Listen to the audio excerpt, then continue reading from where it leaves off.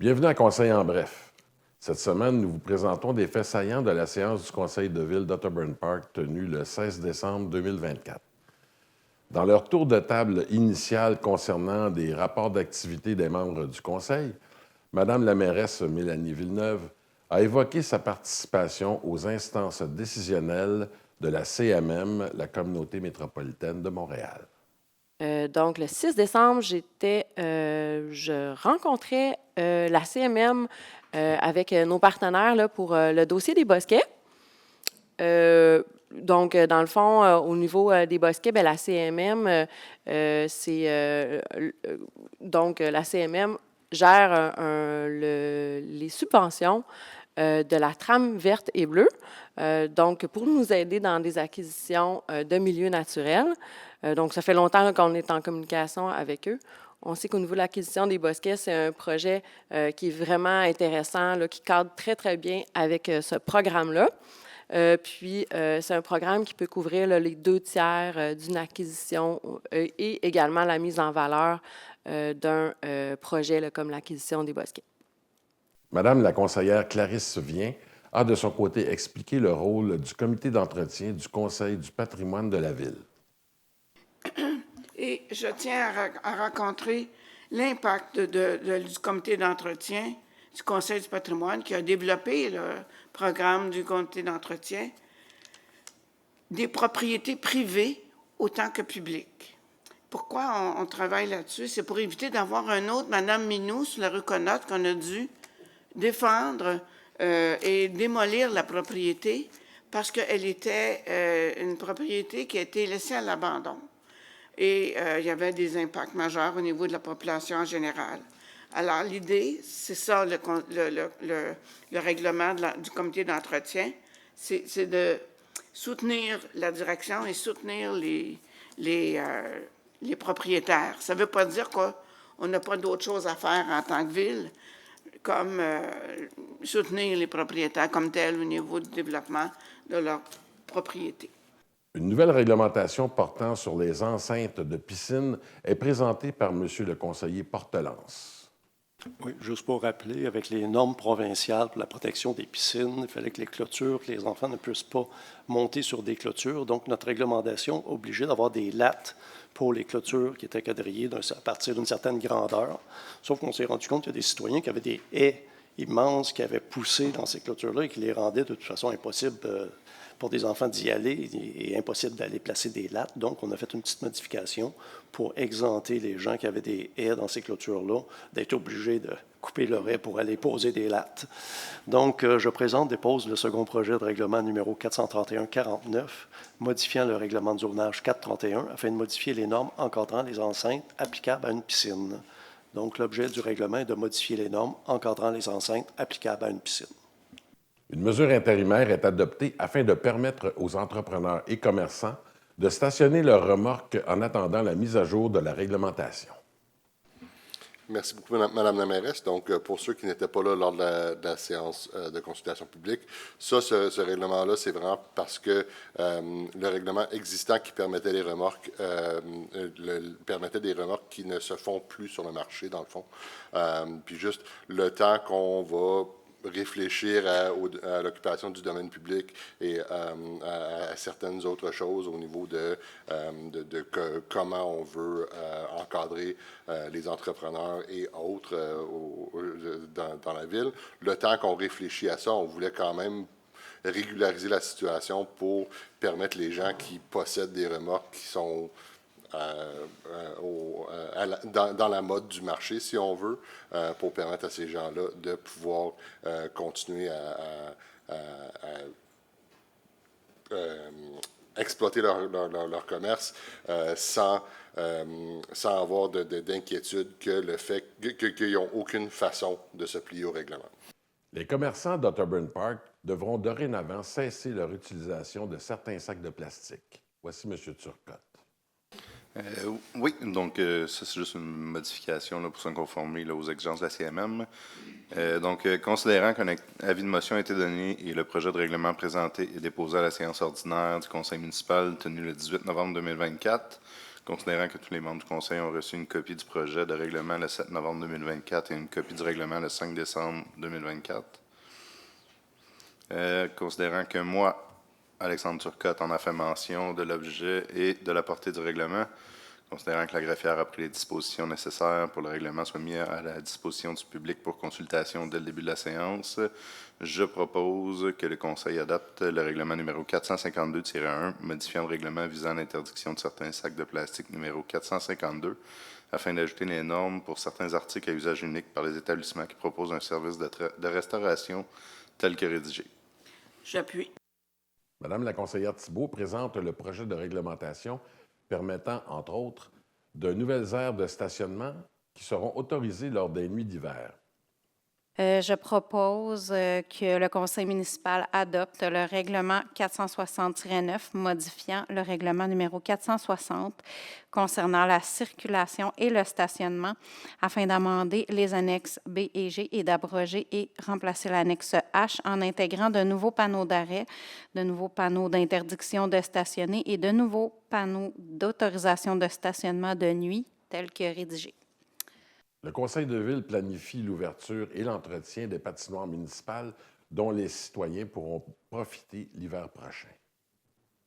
Considérant que la Ville souhaite offrir à ses citoyens des installations de patinoires pour la saison hivernale 2024-2025, considérant qu'il y a eu lieu de procéder à l'embauche d'employés saisonniers temporaires supplémentaires aux patinoires pour la saison hivernale 2024 et 2025, considérant que la liste d'embauche présentée par la chef de division du service des travaux publics et GNI et la coordonnatrice en ressources humaines, considérant la recommandation du chef de division du service des travaux publics et génie dans sa fiche de présentation adressée au Conseil datée du 10 décembre 2024, je propose que la directrice générale dépose la liste d'embauche du personnel temporaire et ce conformément au règlement numéro 441 en matière de délégation, de contrôle et de suivi budgétaire, que le Conseil autorise un taux horaire de 19 $ de l'heure pour les employés saisonniers temporaires au patinoire pour la saison hivernale 2024 et 2025.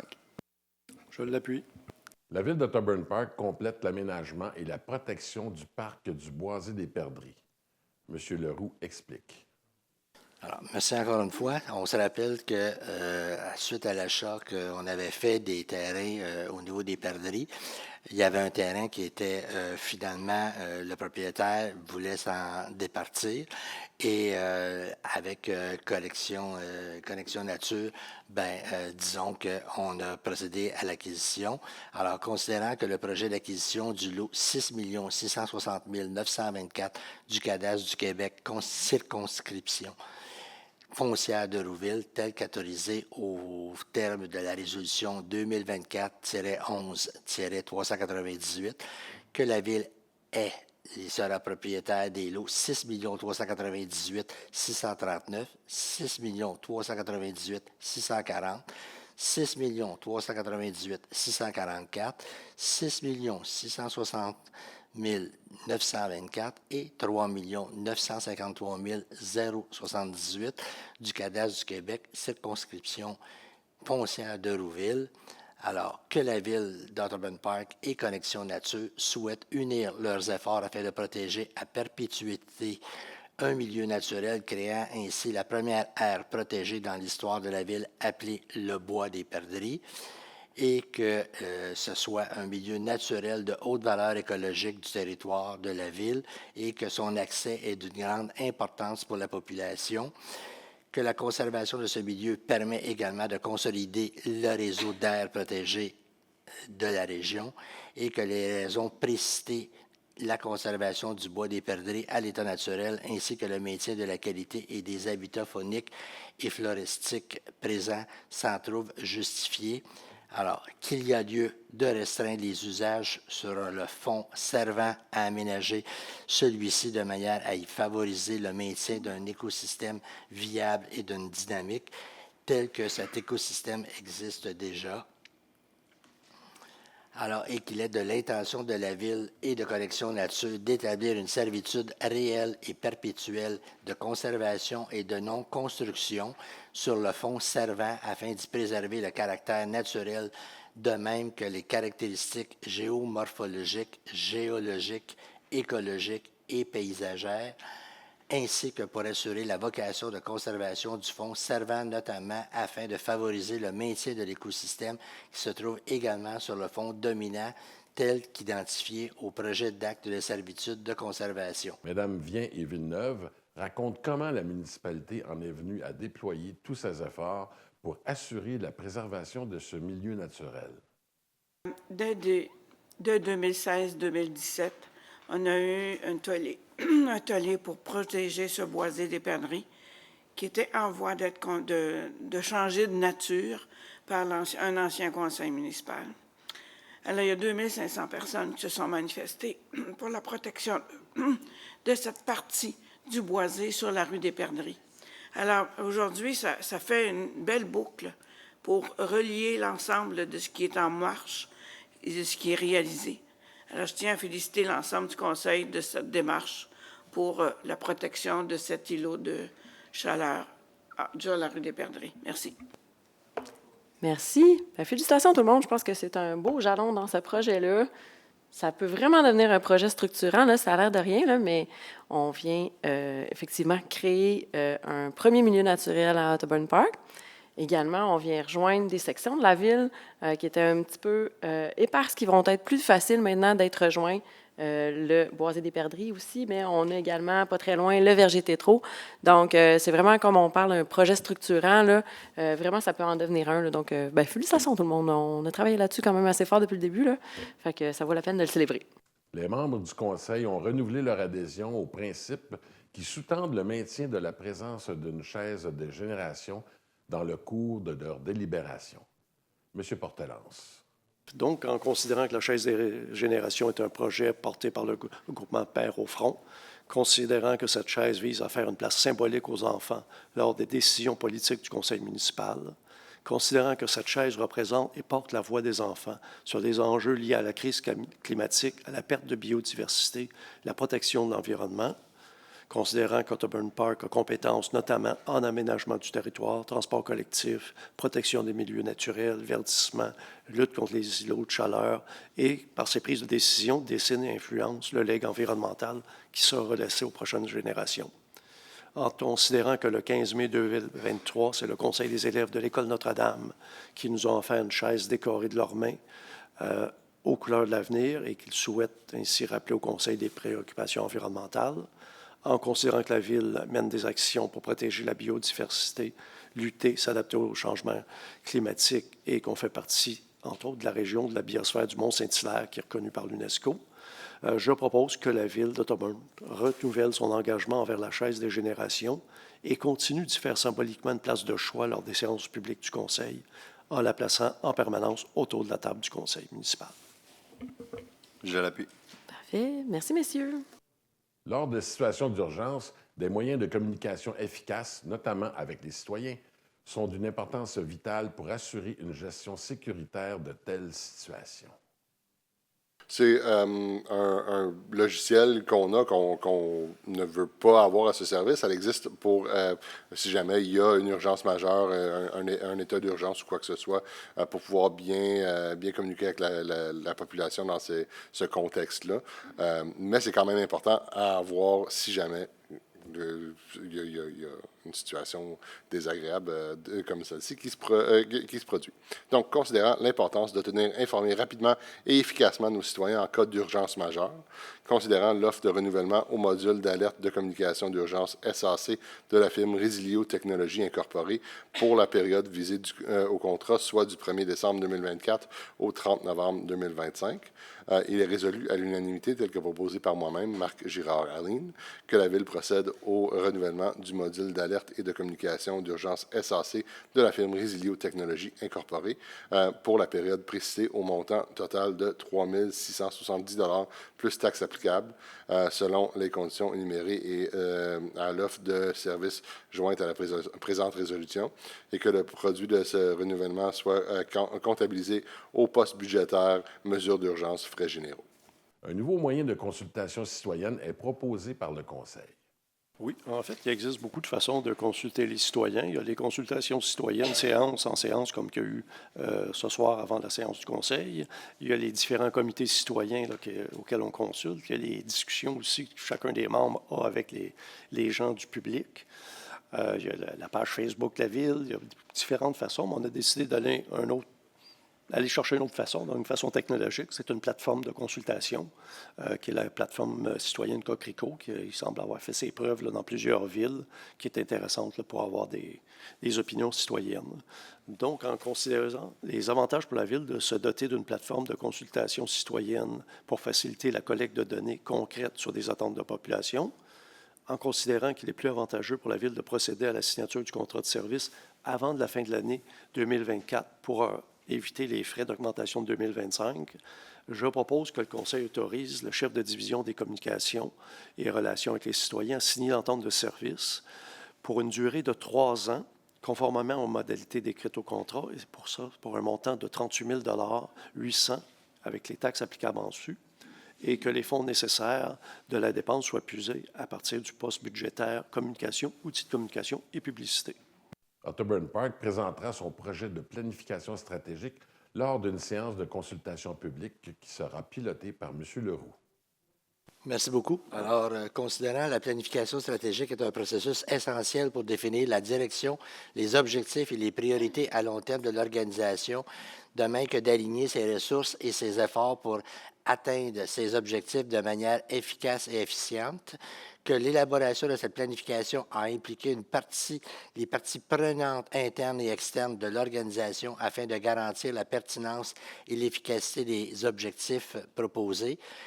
Considérant que la planification stratégique définie pour la période 2025 à 2030 et répond aux besoins et aux enjeux actuels ainsi qu'aux perspectives de développement futur de l'organisation, alors il est proposé par moi, Claude Leroux, que le Conseil adopte la planification stratégique pour la période 2025-2030 telle que présentée lors de cette réunion avec les objectifs et actions définis dans le document annexé et que le Conseil mandate la direction et l'organisation pour la mise en œuvre de cette planification stratégique et assurer le suivi de l'exécution des actions prévues et que le Conseil mette en place un comité de suivi pour évaluer régulièrement les progrès réalisés et apporter les ajustements nécessaires à la planification en fonction des évolutions internes et externes. Celui-ci a ensuite détaillé les dépenses que l'administration Villeneuve a effectuées au cours du mois précédant la séance du Conseil. Alors, ça a coûté cher ce mois-ci, particulièrement en fonction de la réhabilitation du cours d'eau des Patriotes. 1 578 048,62 $. Ça représentait quand même 43 % du budget, mais ça va être quand même facturé aux promoteurs et ça va nous être remis. Réfection du Archer de Vanier, quand même, qui a coûté 1 393 642,33 $. C'est quand même 38 % du budget. Et les différentes ententes, contrats, 7 % et etc. Tout simplement là-dessus. Voilà. Madame la mairesse explique que les augmentations de coûts que la Ville d'Otterburn Park doit supporter pour sa participation financière à la Régie intermunicipale des incendies de la vallée du Richelieu. On a une augmentation là, assez importante. Là. Ça vient du fait là, de, bon, là, on a une nouvelle caserne, on a des équipements qui coûtent de plus en plus cher, de l'entretien qui coûte de plus en plus cher également. La marge de manœuvre dans les régies, elle n'est pas aussi lousse que dans une ville. Là. Par exemple, nous, on a beaucoup de coussins. C'est pas la même chose à la Régie des incendies. Donc, pour cela, on entérinerait un budget qui, pour nous, en tant que ville, on obtient quand même 22,95 % d'augmentation. Là, je cherchais au niveau de la régie exactement c'était quoi le montant. Là, ils ont quand même assez changé régulièrement, mais c'est sûr que nous, on prend une plus grosse part du gâteau parce qu'on est plus populeux maintenant. Là, donc, c'est la même chose dans toutes les régies. On se retrouve avec une augmentation qui est plus notable, mais tout ça vient quand même s'équilibrer, là, à savoir qu'on a un apport de taxes qui est plus important. Finalement, on se retrouve là, à compenser là, cette augmentation-là qui est plus importante par rapport aux autres villes. Mais si je me rappelle bien, on parlait d'une augmentation globale là, des quotes-parts pour les municipalités qui étaient desservies par la régie là, d'une douzaine de %, là, si je me rappelle bien. Après recommandation du Comité consultatif en urbanisme, un PIIA, un plan d'intégration et d'implantation architecturale, fait l'objet d'un examen minutieux de la part des membres du Conseil. Voici la présentation de Mme Villeneuve. Ça consiste à un agrandissement d'une maison unifamiliale 353 rue des Cigales. Donc, ça regarde le PIA qui est à l'ensemble de la ville. Donc, il regarde les agrandissements et les nouvelles constructions. Donc, on aurait un revêtement extérieur de l'agrandissement du bâtiment principal composé de déclins de vinyle de couleur Cedar Creek de couleur taupe, beige, installés à l'horizontale sur les façades latérales et arrière. Donc, la façade avant du bâtiment principal sera aussi composée d'un revêtement de maçonnerie de la compagnie Permacon avec le modèle Pierre Mondrian de couleur nuancée beige, ambre, gris et d'un revêtement en clin d'acier de la compagnie Qualité Edge de couleur Edge Walnut qui serait brun installé à l'horizontale, une toiture qui serait composée de bardeaux d'asphalte GAF du modèle bardeau laminé de couleur bois de hêtre. Les portes seraient de couleur brune, les fenêtres seront de couleur blanche. Un projet d'implantation qui a été réalisé par Sylvain Huet, arpenteur géomètre, le 18 avril 2024. On a des plans de construction qui ont été réalisés le 18 septembre 2024 par Pierre Leclerc, architecte. Un projet d'agrandissement d'une maison unifamiliale jumelée qui respecterait les objectifs et critères au règlement sur les plans d'implantation. On a une recommandation qui est favorable du CCU, Comité consultatif, le 19 novembre 2024. Donc, est-ce que j'ai quelqu'un pour proposer que le conseil municipal accepte la demande de PIA pour l'agrandissement d'une habitation unifamiliale isolée au 353 rue des Cigales? Je le propose. Parfait, merci, M. Girard. Merci, Mme Thibault. Un PIA, c'est aussi la construction d'une maison unifamiliale telle que Mme Thibault en fait la description. Oui, donc, c'est une demande d'approbation au PIA. Elle a été déposée le 29 octobre 2024. C'est la construction d'une habitation unifamiliale isolée sur le terrain du lot 6 605 706.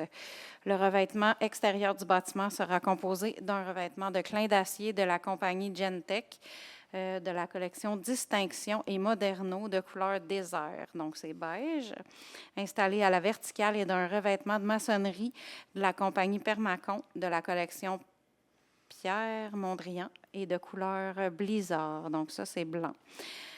Sur la façade avant, telle qu'identifiée au plan de construction, le revêtement extérieur du bâtiment principal est composé d'un revêtement de déclin de vinyle de la compagnie Gentech de couleur bois fumé, c'est comme brun, installé à l'horizontale sur les façades latérales et arrière, telles qu'identifiées sur les plans de construction. Les portes, fenêtres, fascias et soffites seront de couleur bois fumé. La toiture sera composée de bardeaux d'asphalte Eco Cambridge de couleur gris charbon. Les plans de construction ont été réalisés le 3 octobre 2024. Le projet de construction respecte les objectifs et critères et la recommandation du CCU est favorable. Des rénovations extérieures projetées par le propriétaire d'une maison de la rue Connaught doivent également faire l'objet d'une autorisation du conseil municipal. Ça consiste à des rénovations extérieures. La toiture au-dessus de la galerie avant sera en clin d'acier de la compagnie Lucier de la collection classique de couleur brun foncé installée à la verticale. La toiture du bâtiment principal et des lucarnes seront composées de bardeaux d'asphalte de la compagnie Certainty de la collection Landmark Pro de couleur expresso en façade avant. La toiture du bâtiment principal en façade arrière demeurera inchangée. La porte d'entrée sera remplacée par une porte en acier de couleur brune. Les cadrages de portes et de fenêtres seront peinturés en blanc. Et tout a été déposé. Le projet de rénovation respecte les objectifs et critères établis au règlement sur les plans d'implantation. Et la recommandation du CCU était favorable. Je propose donc que le Conseil accepte la demande de rénovation extérieure pour le changement d'une portion de la toiture et de la porte sur la façade avant, à condition que le revêtement de toiture soit entièrement changé pour de l'acier. Que ça soit pareil partout. Par la suite d'un appel d'offres, l'administration municipale pourra procéder à l'achat d'équipements lourds pour des fins de déneigement. Donc, on parle d'un chargeur sur roue avec son équipement de déneigement, donc on devine bien ça va servir à quoi.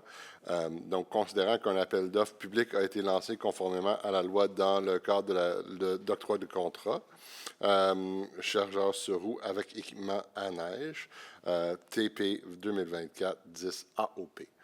Considérant qu'à la clôture de l'appel d'offres, les soumissions suivantes ont été reçues. Longus Équipement Incorporé, 387 465,75 $, et Brent Tractor Limited, 437 822,96 $. Considérant la recommandation du directeur du territoire et environnement formulée dans sa fiche de présentation adressée aux membres du conseil municipal et datée du 3 décembre 2024, il est résolu à l'unanimité, tel que proposé par moi-même, Marc Girard-Aline, que la Ville adjuge le contrat d'octroi de contrat chargeur sur roue avec équipement de neige à l'entreprise Longus Équipement Incorporé, le plus bas soumissionnaire conforme, pour un prix de 387 465,75 $, taxes applicables incluses, et selon les conditions et les modalités décrites dans le débit d'appel d'offres public et la soumission de cette entreprise, et que les fonds nécessaires au paiement de cette dépense soient puisés à même le poste budgétaire fonds de roulement. Merci. Quelqu'un pour appuyer? J'appuie. Une entente intermunicipale conclue avec la Ville de Mont-Saint-Hilaire est renouvelée au bénéfice des citoyens d'Otterburn Park.